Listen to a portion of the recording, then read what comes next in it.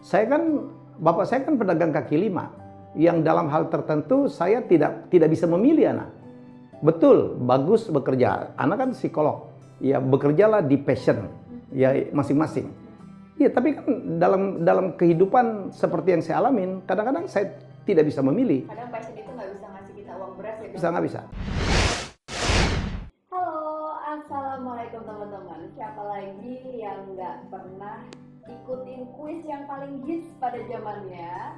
Siapa lagi kalau bukan Bang Helmy Yahya, seorang raja kuis Indonesia yang sangat legendaris, inspiratif, sekarang juga mentor para CEO hebat di Indonesia. Sudah hadir di studio Analisa Channel Bang Helmy Yahya. Thank you, Ana. Keren banget studionya ya. Aduh, thank you Bang. Saya ngeliatin buku-bukunya karena saya gila buku juga. Wow. And I love this. I'm my brand. Yes, ini bagus banget Bang, Yeah. di Facebook. Karena saya barusan ngeluarin buku, ya Who the Hell Are You? The Practical Lesson for Personal Branding. Bahwa manusia itu punya brand, itu yang manusia kadang-kadang lupa dan nggak sadar. Nggak sadar, dipikir Karena- artis doang ya Bang. Ya, oh iya, enggak, semuanya lah. Mau pegawai, mau apa. Karena nggak sadar punya brand, jadi tidak tahu bagaimana cara mengelolanya. And we have to Dan manage sekarang that. udah Udah, bisa dibeli bukunya. nanti saya kirim. Oke, Iya. siap Bang. Kan tukeran Makau. Ini kebanggaan loh, baju kakak Anwar dipakai sama Oh, seorang keren. ya. Dan kata-katanya gua banget. Iya, yang selalu, pokoknya aku ngerasa nih Bang Helmy ini kalau dibilang raja kuis Indonesia, iya. YouTuber sekarang, wih, Wih. subscribernya analisa nih. Padahal duluan kita loh pemirsa. Terus sebagai seorang pebisnis juga Ya. yang mungkin kita semua tahu beliau adalah mantan direktur utama TVRI. TVRI yang mengubah TVRI jadi luar biasa. Tepuk tangan dulu buat Bang Helmy. Thank you. Oke Bang, sebelum kita mulai aku pengen sedikit kayak kasih kuis, raja kuis dikasih kuis. Nah, kalau nggak di Analisa Channel nggak mungkin Helmy ya dikasih kuis ya Bang. Aku pengen Bang Helmy, aku kasih pertanyaan dan dijawab dengan cepat. Siap Bang? Rapid question. Oke, rapid question. Senjata makan tuan. Dan pertanyaannya ini teman-teman belum aku kasih tahu loh sama Bang Helmy. Ya, kita akan coba ya. Oke, pertama Bang Helmy jawab berpacu dalam melodi atau siapa berani? Siapa berani dong, jelas. Pempek Palembang atau durian? Pempek Palembang. Milenial atau kolonial? Milenial. Jadi direktur utama TV atau pembawa acara? Pembawa acara. TV atau YouTube? YouTube. Pebisnis atau motivator? Pebisnis. Mentor atau seorang CEO? Mentor. Tepuk tangan dulu dong buat Bang Helmy. Bang, ini Ya. kan emang Bang Helmy tuh bisa semuanya gitu. Aku melihat dirimu lulusan terbaik di Sama dong. salah satu. Iya loh, aku lupa banget lulusan terbaik di STAN. Kemudian lanjutin sekolah lagi ya Bang. Ya, Gimana, Bang? ke Miami. University of Miami di Wow. Florida. Ya, saya ngambil Master of Professional Accounting. Itu pulang MPA. dari Amerika, kemudian gimana tuh? Pulang dari Amerika saya ditawarin, kan saya waktu itu pegawai negeri kan. Ya, jadi saya ditawarin mau jadi pegawai pajak atau menjadi Widyaswara. Terus Saya akhirnya memilih Widyaswara. Jadi saya ngajar, makanya murid saya banyak sekalian.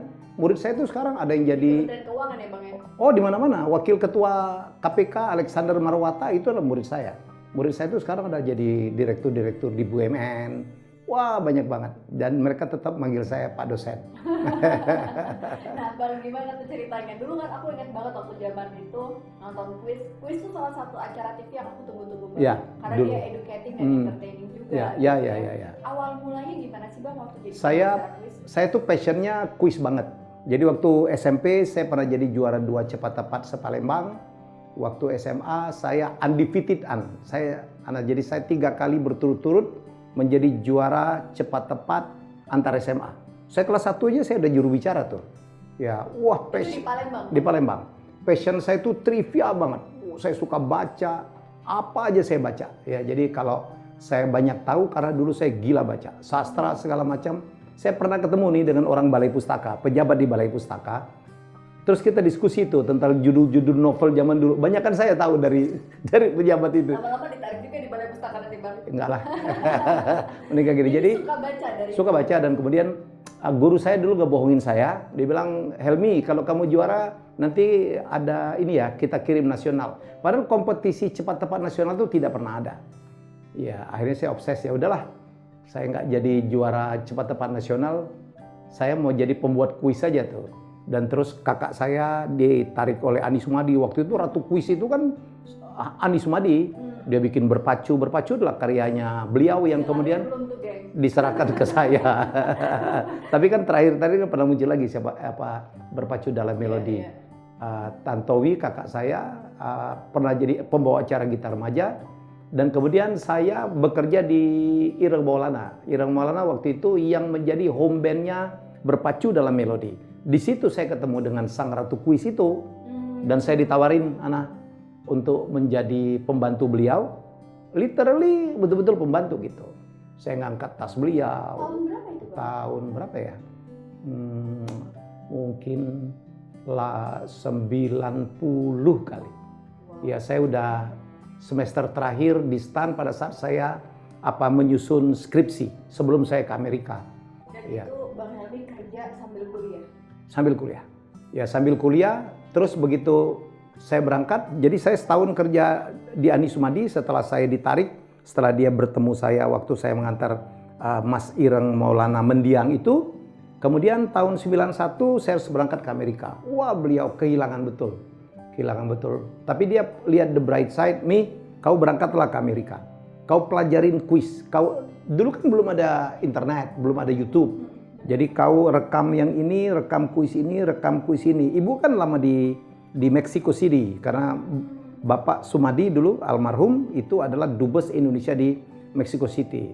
Wah, saya di sana beli VCR, masih zaman VHS saya rekam satu persatu. Saya belajar TV dari melihat acara-acara TV di Amerika, Jeopardy, Price is Right, Classic Concentration, Family Feud, Wheel of Fortune yang sebagian masuk ke Indonesia. Jadi begitu pulang, pengetahuan saya tentang kuis itu lengkap banget.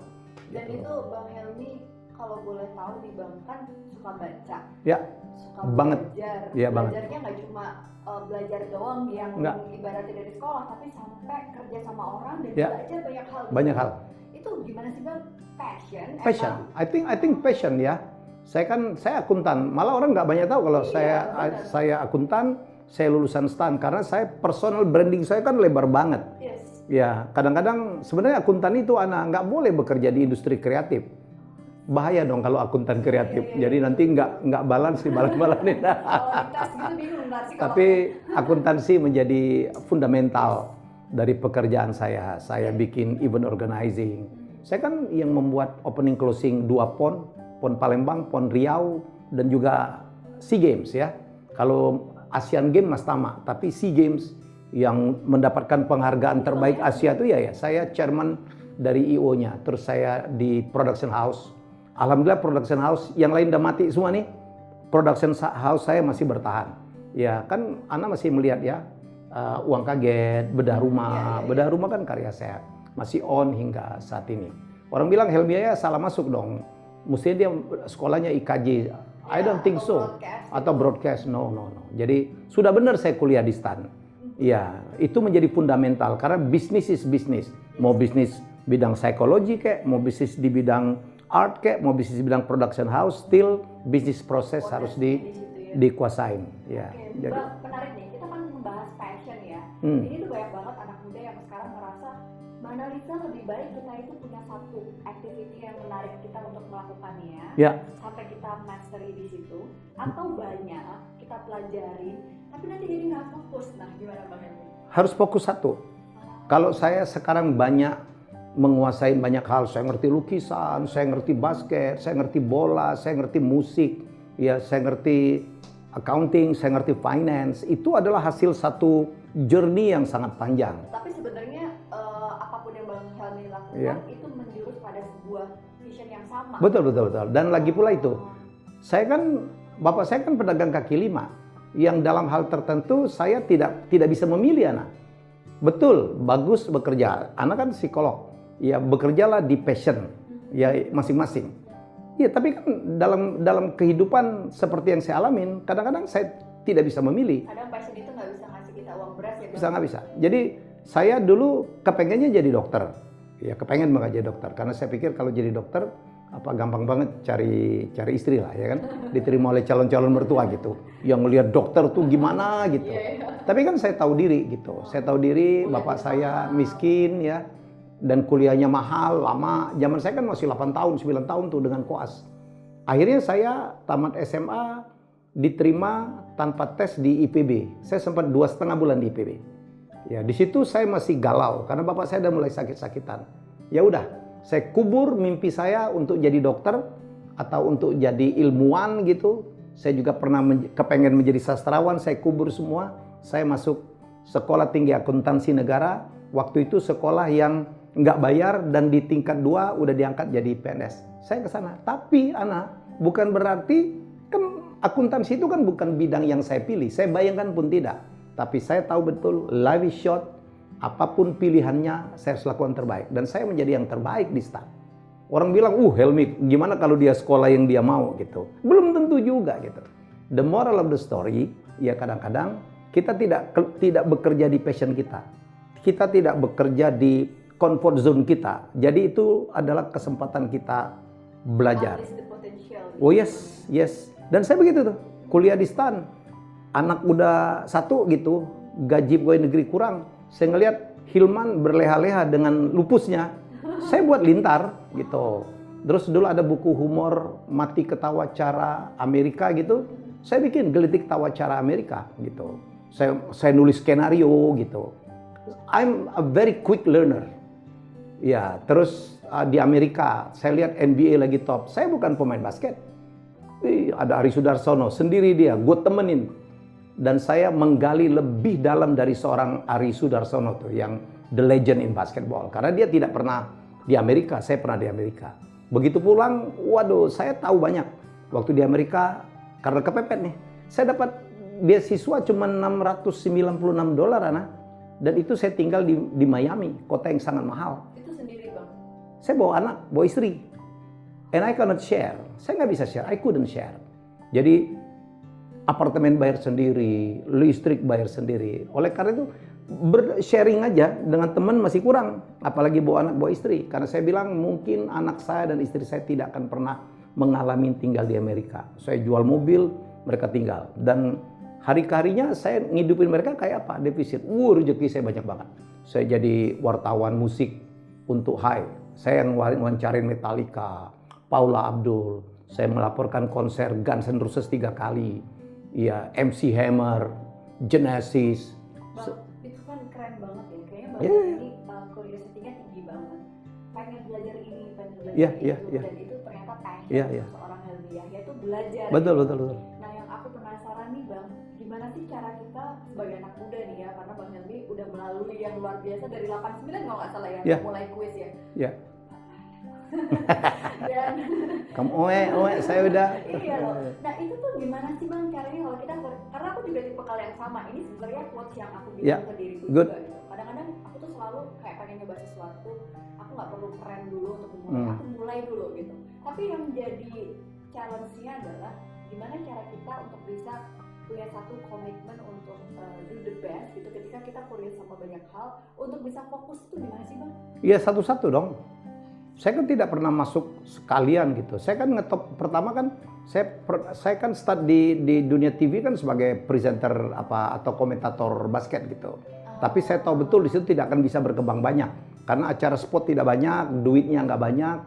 Kalau saya mau jadi MC sport itu honornya kecil ya. Zaman dulu. Jadi saya bilang, saya harus masuk ke dunia entertainment nih. Jadi saya lakukan satu-satu. Begitu saya nembus, itu pun nggak sengaja waktu saya membuat Siapa Berani dan saya secara kecelakaan jadi pembawa acaranya, dipasangkan dengan Ali Rohali, boom, meledak. Begitu meledak, wah, semua pintu terbuka, Ana. Semua pintu terbuka. Saya malah sempat tergoda pilkada gitu kan. Saya menjadi pengusaha, sempat sampai punya restoran, gagal, punya batu bara, gagal gitu. Saya mencoba banyak hal. Saya menjadi I.O. Jadi menurut saya, tekunin dulu aja satu, begitu meledak semua pintu terbuka. Saya diajak rekaman, saya dengan Alia Rohali, saya pernah main film gitu. Harus berani mencoba, fokus pada saat itu. Betul. Lalu do the best. Do the best. Ya, Bang, ya. Kalau gagal nggak boleh baper, coba lagi. Ya.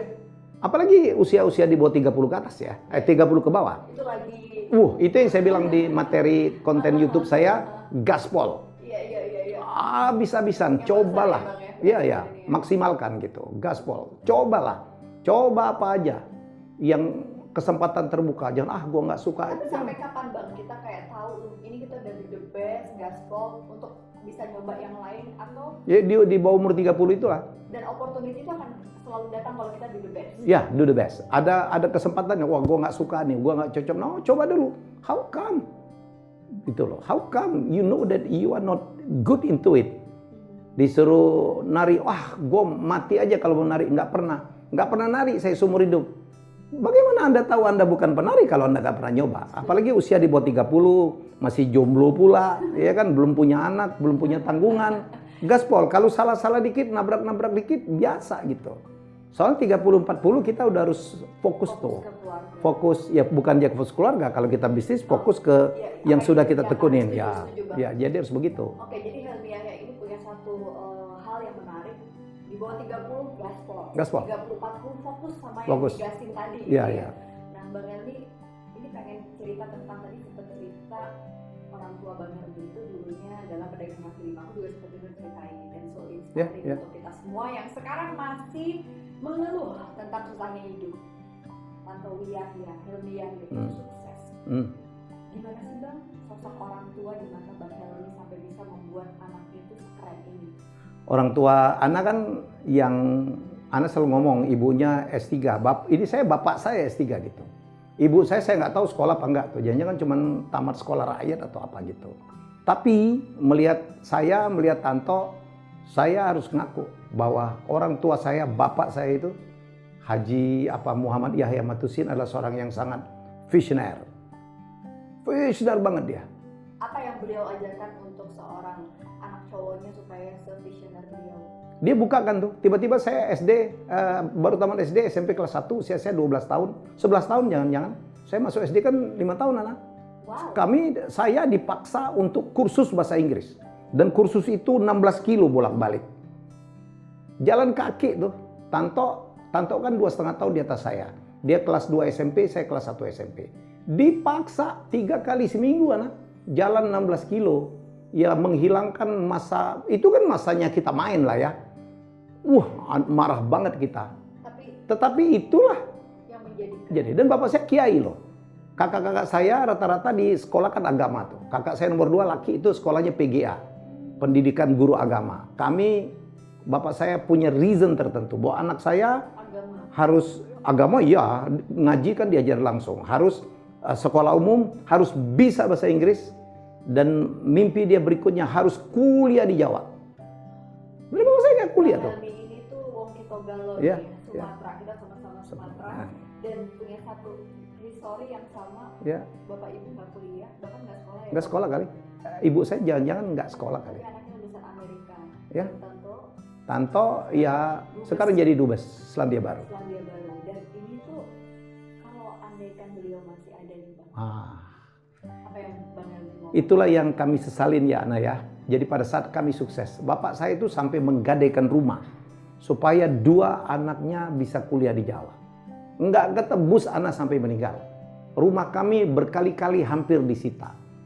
Ya, untunglah akhirnya Tanto terutama ya yang sudah bekerja lebih dahulu ya, kita yang nebus.